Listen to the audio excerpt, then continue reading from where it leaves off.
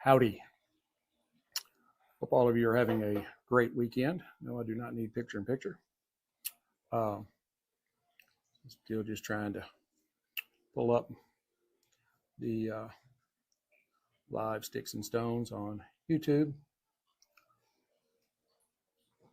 Can't really do it because it won't pop up until I'm live. So that means I have to wait, but there I am. So we're gonna go ahead and get started. And I tell you, I figure today this is a tantalizing pairing that you are going to love. I've actually paired this cigar really a couple of times this year, but that's how much I love it. And it is super popular. So it is great because I pair it with different things. You can go back and watch all the pairings and decide what it is you'd like to try best. So, or try them all. Hey, that's what I'm here for. But I think few pairings are going to walk the line between spice and smoothness with the grace found in this one. And I'm going to try to look up. It's kind of like, a woman says, hey, my face is up here. Try to keep looking at the lens. I always want to look at myself. But I do have myself right here beside me. So I can see what's happening. I'll even see if I can start the chat off with something, anything about, I don't know what that is. We'll send it anyway. Yeah. Say, all right, hi. So let me show you it does work. All right. I'm the only one listening, but anyway. So where was I?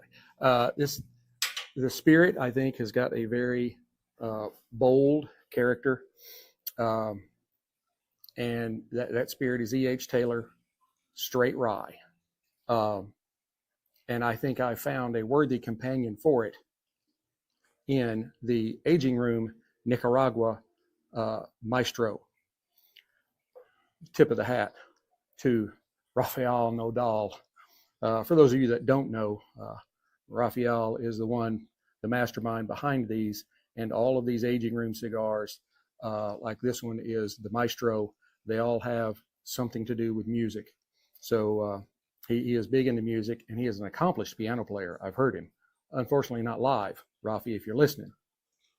But anyway, I love this cigar. It is one of my favorites. And I think together, tip of the hat to Rafi, that this is going to form a symphony of contrast and complement.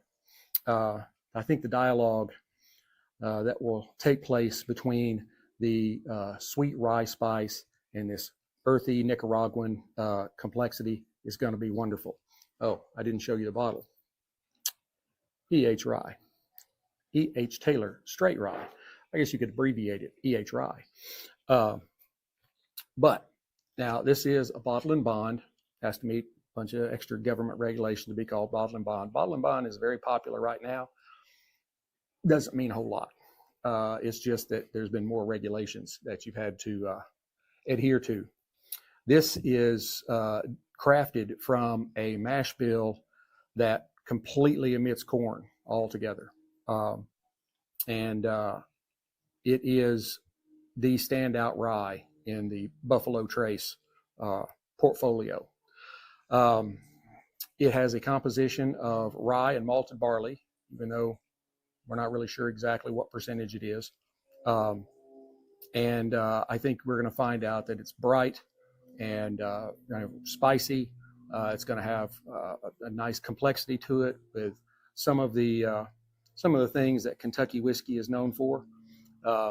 But I expect a very, very clean complexion on this spirit. And I think you will enjoy it too. But let's go ahead and bottle some of that up. Let's get right into it. All right. Oh, hey, by the way, I hope you're hearing me better maybe than you have in prior weeks. I've upgraded the microphone. Tell me in the comments if you can hear me well enough. This one magnetically goes to my shirt. So I put the inside up under my shirt and it clips on the front and it's right there. So I may end up having to move it up farther, but I don't like having stuff up here to, mess up the picture, because this is such a beautiful picture right here, right? All right, anyway, on the glass, you can see that is just a beautiful, beautiful copper color. I mean, it's one of the most beautiful spirits I think I've seen. And it's got really good legs to it. It really clings to the glass well. On the nose, you do get a hint of ethanol. Pop-ups are happening. You do get a hint of ethanol on the nose, but this is a 50% alcohol by volume spirit, so it's 100 proof. You get something I don't know that I've ever tasted or smelled, in a spirit, and that is spearmint. It's kind of a sweety mint.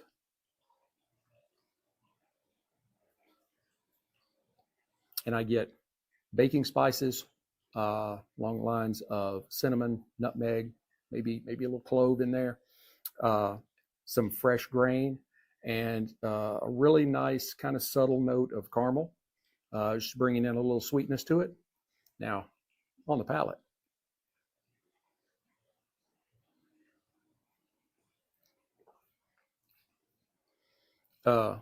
yeah, that is definitely high rye content. I would say probably somewhere around 90%. Just my guess.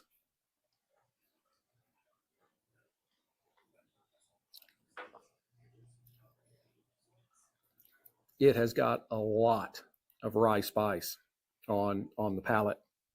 But that's followed up with some nice fresh notes of orchard fruit like apples. You get some black pepper in there. There's a little bit of honey. There's a hint of oak. It's really got a lot going on. It's a good rye. I always kid with my wife. I had a Whiskey Advocate magazine for a long time. I probably still got it in there somewhere.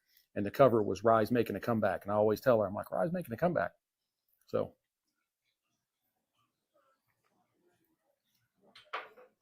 but yeah, that is a really robust, spicy, and subtle sweet. It's kind of like this, but it all just kind of melds together. It's got a really great flavor to it. It has a long finish, and the finishing flies. The finish is, they're probably wanting my rye. The finish is, it's kind of sweet, it's herbal, slightly dry, and then you get a hint of citrus as well. So it's got a lot going on there. I think it's going to be a good match for the aging room Nicaragua Maestro, or Maestro Nicaragua, however you want to say it. Rafi, you can tell me if I'm saying it wrong. Hey, and I'm still the only one on here.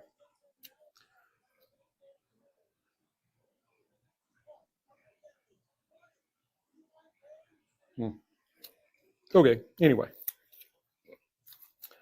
I may be a little early on a Saturday for people, but I got things to do and wanted to get this out of the way. And I don't know what the weather's going to be like tomorrow. Today is hot here in Texas. It's muggy, which is unusual. And it's like right at noon. And I'm pretty, oh, speaking of, hey, Sticks-n-Stonez. All right. This is this is the shirt that I have. I don't know because I can't see. I think that got it.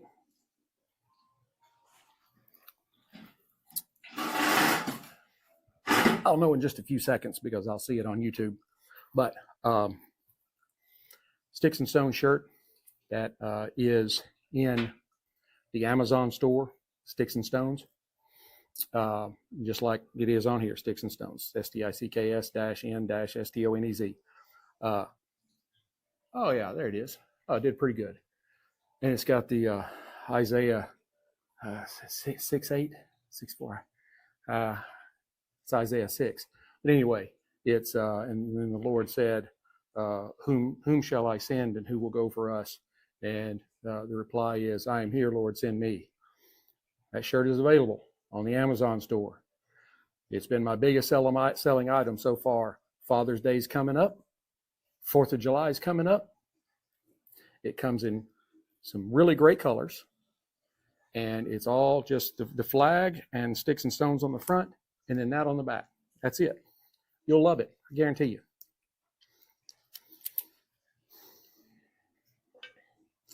As Justin Wilson used to say, I guarantee. All right, visually. I know I'm just kind of off track here today. Just running. Kind of in a hurry. Very dark, like dark chocolate, dark milk chocolate color on the wrapper. It is basically flawless in construction. It has tight yet visible seams and a very, very minimal amount of veining. I think you can probably pick that up. I think it's light enough. You can see that there's a vein right there. But I mean, this leaf is almost devoid of veins. It's one of the least veined cigars I think I've ever seen. And this is the torpedo. That's the Maestro is the torpedo. No, yeah, torpedo. It's 6x52 on the ring gauge. So memory is not my best. Now on the nose.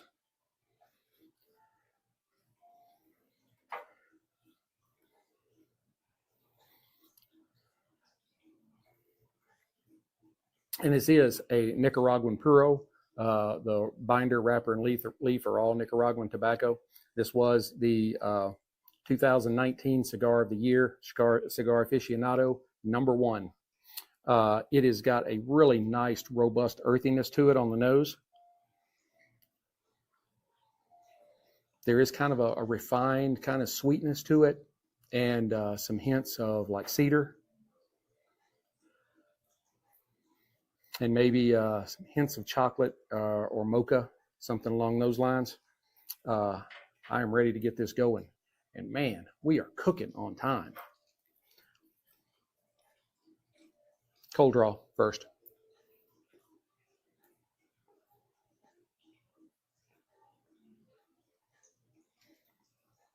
You get a kind of a wet earthiness, kind of a musty earthiness on the cold draw, and some really nice hints of raisin, maybe even add a little bit of sweetness in there, like a yogurt covered raisin.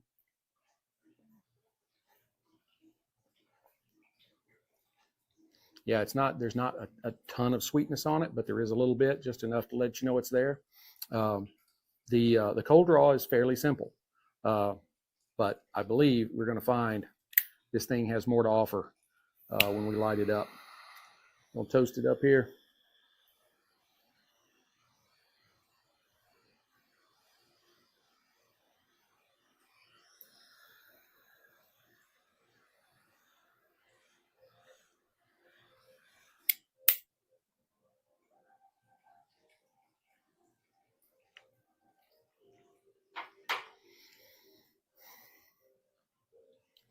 On the light, you get some really nice notes of espresso.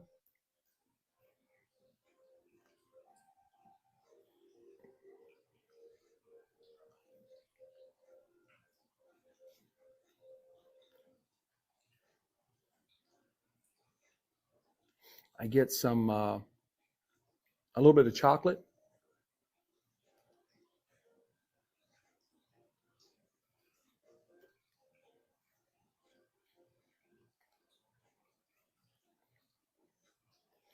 Puts off a ton of smoke. And then I think some something along the lines of black pepper.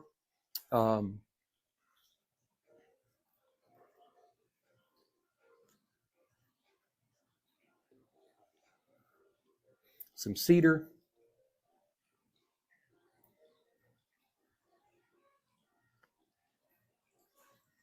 Maybe a little bit of saddle leather.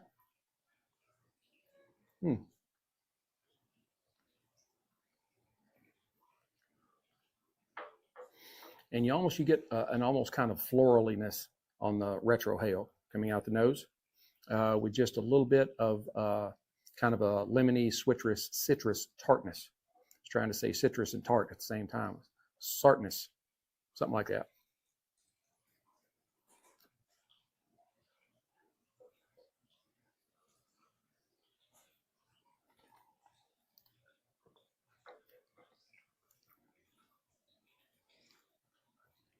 Those go very, very well together. There's almost a, it's like there's a boost of, I don't know, maybe caramel. It's a really nice sweetness. I wanted to say like, like watermelon or something like that, but it's not really it's not along the lines of a melon. It's a real burst of sweetness when you put the two together. And I think maybe caramel is probably the best way I could describe it. I'm gonna leave it like that. I think it's okay. I think I lit it a little wavy. Let's try it again.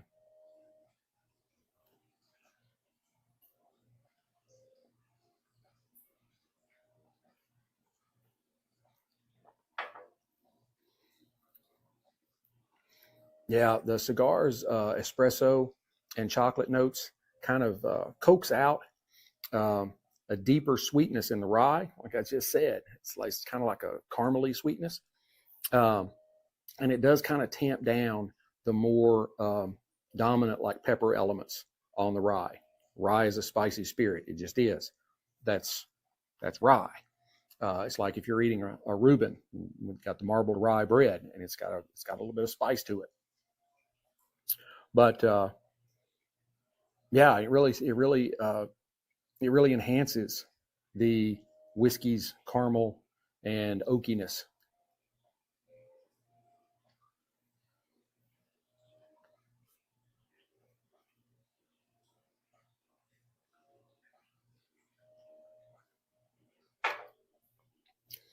And conversely now, when you're looking the other way, I think the whiskey's spicy kind of brightness, it lifts up those heavier earthy and leathery notes from the cigar, and that creates a real contrast in freshness, I guess.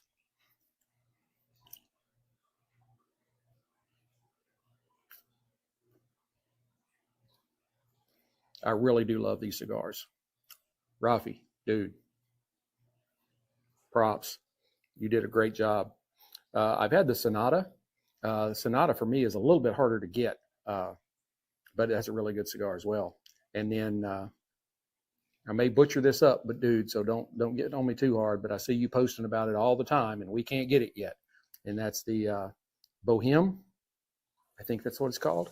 Look on Rafael Nadal's Instagram or X profile. Yeah, he'll post it at least 3 or 4 times a week, and maybe every day. He likes to start the day with a really nice cup of coffee and a cigar while he stares out at the ocean or wherever he happens to be at that time. And I'm like, dude, you're making the rest of us depressed. Wish I had a life like that.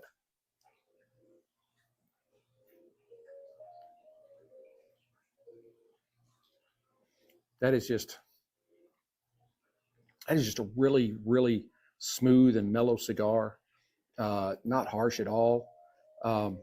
Even though it is a darker leaf, I believe this would be something that the beginner could get their feet wet with a darker cigar on this one.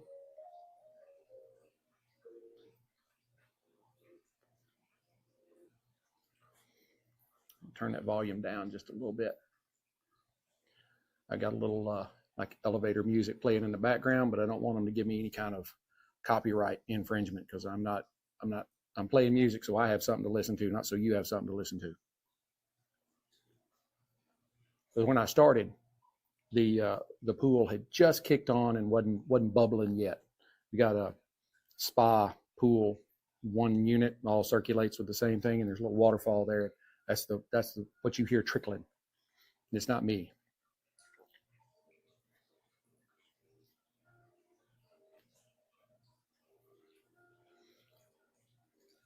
I cannot say enough good things about this cigar. It's really, really good.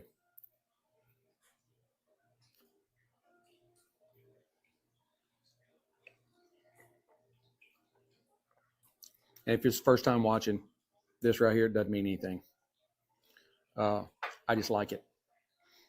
When I'm doing my pairings, I think it allows me to keep the smoke in my mouth the absolute last second before the spirit hits. And that gives me that melding at the exact right moment, as opposed to taking a puff, expelling it, and taking a sip. Because now you had some time that you're getting close to the finish as opposed to the palate. So I want to make sure they go right, you know.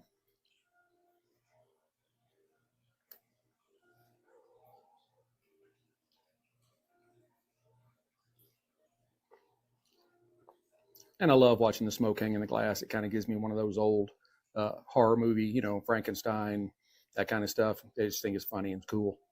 Like I said, doesn't mean anything. But I have noticed, some of it depends on wind, but I have noticed that some cigar smoke hangs longer than others.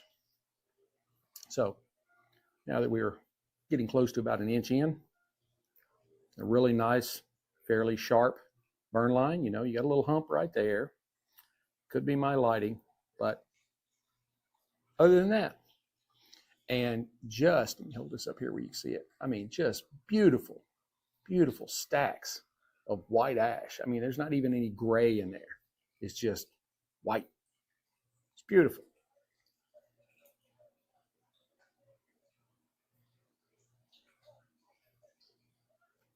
Commercial. Steve Martin. It's hilarious.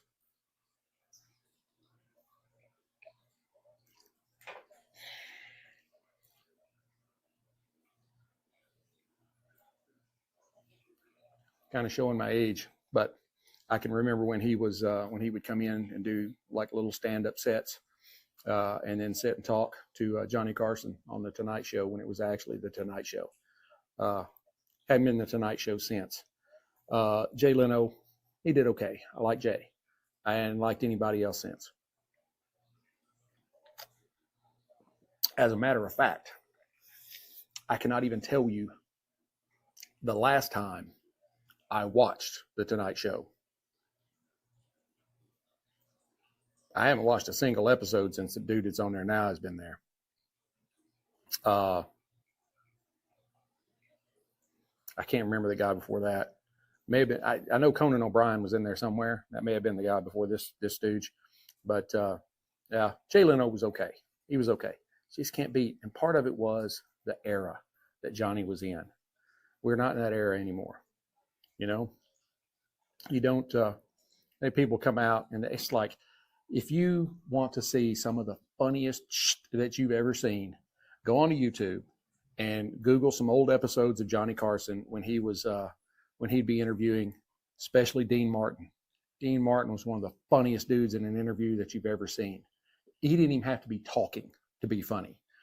I remember one episode, Johnny was talking to somebody else. I can't remember the guy's name.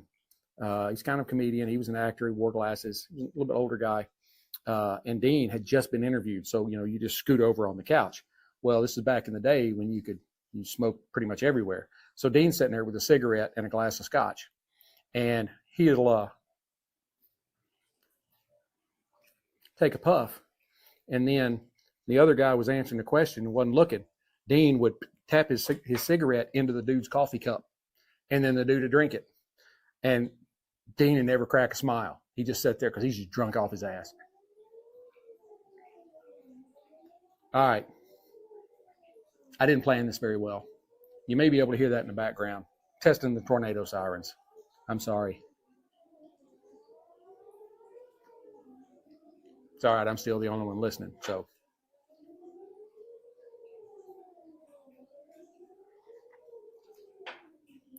But yeah, Dean Martin was hilarious. He's doing one-liners in the sky now.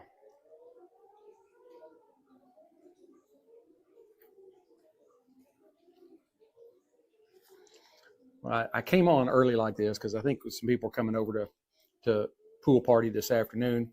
I put in an HEB order. If you don't live in Texas, know about HEB, you missing it. And hopefully HEB won't be like Buc-ee's and try to expand all over the country. HEB is a chain Texas grocery store. And while they carry a lot of the name brand things, they carry a lot of stuff that is HEB brand. And all of the HEB brand stuff is sourced from right here in Texas. I'm telling you, I've been saying this for a while. With everything that's going on around the country, Texas could just say F it and build that border wall along the Red River, cut us off from everybody else, and we'd be all right. You're like, wait a minute, how could that be? Glad you asked. Let me tell you.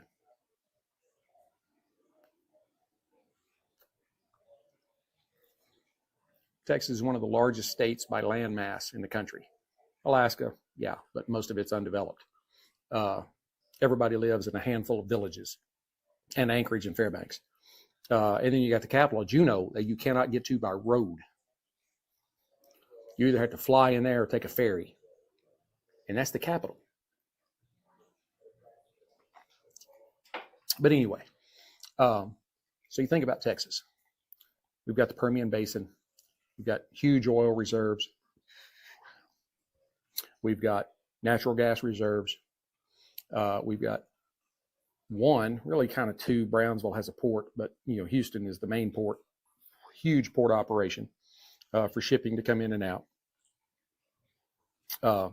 We've got the cattle industry, hog industry, chicken industry. So we got beef, chicken, and pork. Got a huge coastline, lots of fish, seafood. We grow rice, we grow wheat, we grow corn. I don't know, may grow cotton over down in the kind of southeast part of the state. It's a little more humid. I'm not really sure. I hadn't been down there. I've been along I-10 just driving, but I hadn't bothered to look what was out there.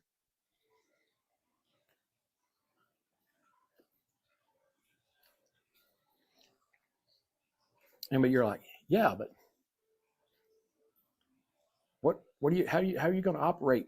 How are you going to operate a government? Well, we're operating a government right now, and you're not having to pay federal income tax or federal gas tax, even if Texas increased their tax rates, you'd still be saving money.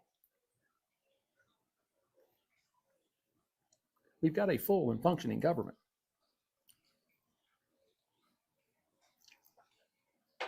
We have our own military that, like, it says in the Constitution, or how the way the court cases have come out. We have our own military, even though they're not war fighting military. We've got civil engineers, medical teams, search and rescue teams, but they're broken up into an Army, a Navy, and an air wing. So the structure is already there. You can have your own military. We got a huge population. Even if you had a mandatory draft from 18 to 28 or whatever. But I think you could probably get enough Texans to be in the military. There's a whole bunch of us that either were or are in the military now in Texas.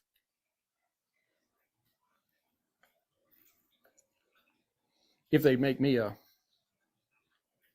major, light colonel, I might go back. I'm getting old, but I could pass along what I know.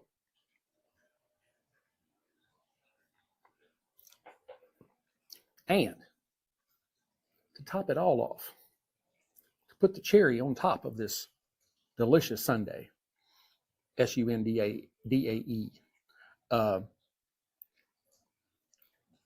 we have $4 billion in gold. Let's sit on that for a minute.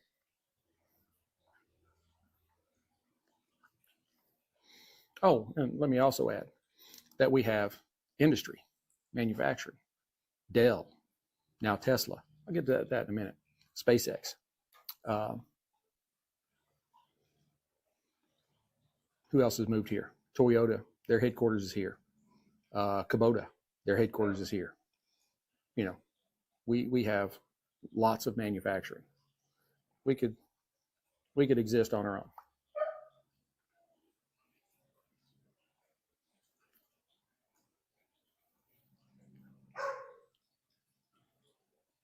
See, I've let you kind of stew on that a minute.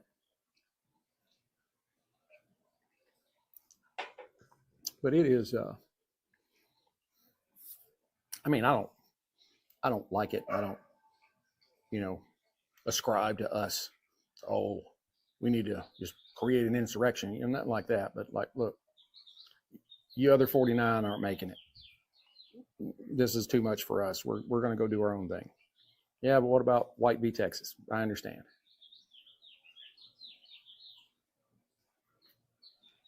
But the U.S. Supreme Court now might take a little different view of the White v. Texas case, which happened in the late 1860s or 1870s. Texas said it wanted to secede and break off, do its own thing, be its own country again. We are the only state that was ever their own country. Let me throw that in there too. We were our own country. But yeah, they might take a little different look at it now, because it says in the Declaration of Independence that from time to time, you have to sever the ties that bind you together and create something new. That's what we were telling the King of England. Dude, we're out of here.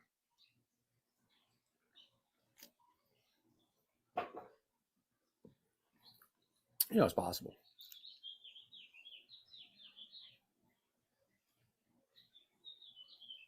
Not to mention the fact, I mentioned we have beef. We have the largest, I believe I'm correct in this, we have the largest individual ranches in the country here in Texas. You got the Wagoneer, Waggoner, Wagoneer. That takes up most of 4 counties. I forgot how many hundreds of thousands of acres it is. The guy that owns it, some tech guru from Silicon Valley, he paid like $750 million or $1 billion, something like that for it here a few years ago. Then you got the 4-6s. Taylor Sheridan is just burning up the TV airwaves now with all of his shows. He owns the 4-6s.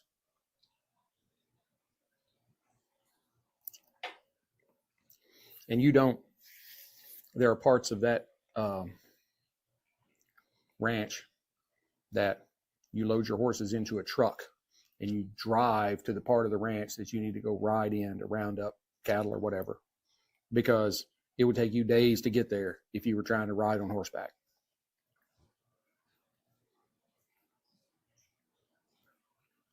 Yeah. We're getting pretty close to the halfway mark. I'm at 33 minutes. So as we've gotten closer to the half, we've gotten some more leather and cedar and some baking spice to come in. That's really melding well with the spice and the sweetness on the E.H. Taylor Straight Rye. The profile, sorry, I'm sweating,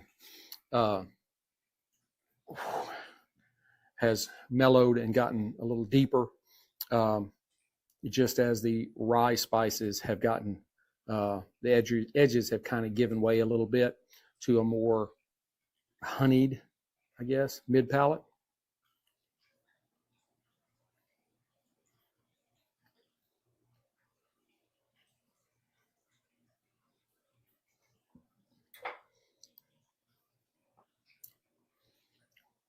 And when you put them together, I get a little more of a clove and cinnamon type notes that really pair beautifully with the cigar. And it's the cedary notes, and I can say that there's probably even a little bit of dried fruit, something along the lines of cherries or plums or prunes, raisins, something along those lines.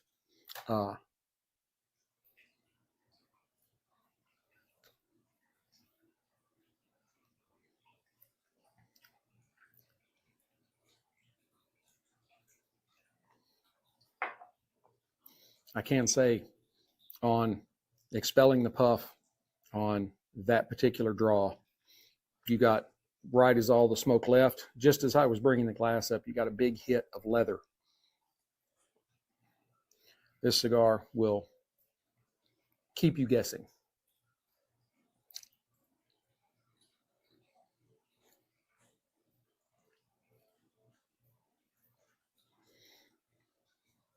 And when you're doing them together, they do kind of deliver a kind of a dry, peppery quality that kind of rounds out the pairing and has a nice grip strength to it. And look at that. Still, just beautiful stacks. And, like I said, it does have a little hump, but not much at all. Probably my cutting, but pretty straight. I'll try and touch that up. I'm not going to keep y'all much longer. I know you got things to do, and I know from looking on my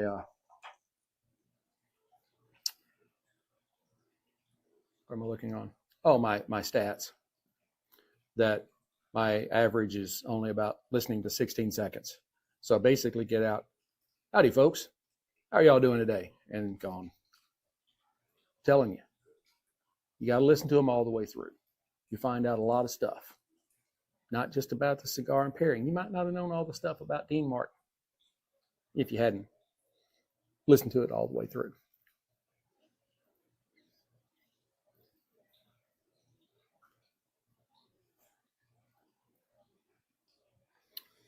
I'm going to go ahead and cut y'all off right here.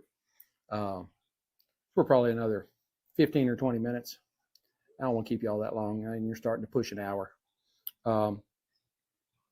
I do think that this pairing has a beautiful quality of elegance and depth. The rye's lean, kind of herbally sharpness complements the cigar's kind of rich and earthy tones without one overpowering the other. They're both confident and have very character. They have a lot of character.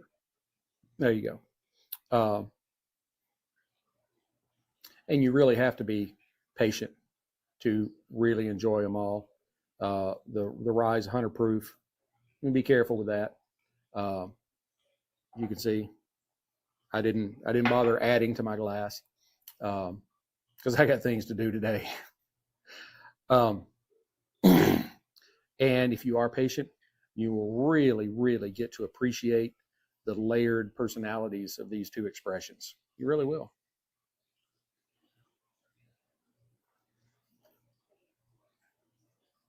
I'm going to go ahead.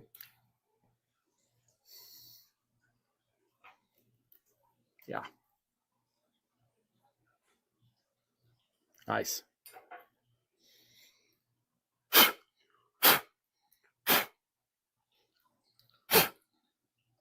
I was just about to say, I'm going to go ahead and tap this off before it falls in my lap.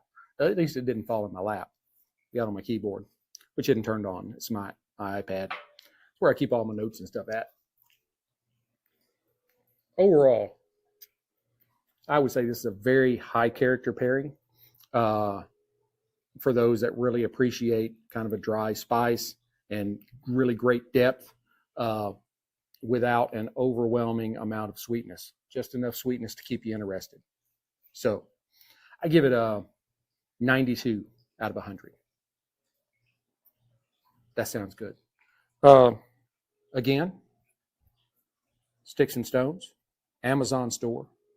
On the back, it says, hey, my HEB order's ready. That's not what it says on the back. I just got a notice. On the back, it's got a soldier, desert fatigues with his M4. I was in the desert, went to Iraq and Afghanistan. And it has the Isaiah 6 quote on it. The Lord asked, who shall I send and who will go for us? And I answered, here am I, Lord, send me. It's been my biggest seller on Amazon. Go to Amazon. I'm not buying them like this. They're printed like this just for me. So go to the Sticks-n-Stonez store on Amazon and order one for your veteran or you today. 4th of July is coming up. Got the American flag on it. Got that thing on the back. The soldier, and the nice saying from Isaiah. People will love it. I guarantee you. When I wear it out, people are like, "Oh man, I love that shirt. Where'd you get that?" Sticks-n-Stonez. Go on Amazon. You'll find it. I'm telling you. There may even be a link on my profile on X. But if you go to Amazon, you put up in the search bar, Sticks-n-Stonez, you will not only come to the store and the stuff that I have, you'll also find the podcast, which is this, just the audio. So, and it's free. You can't beat that on Amazon. It's free. You can listen to all the episodes right from the Amazon thing there. So, till we get to be together again, keep sticks dry, stones cold. Have a great day.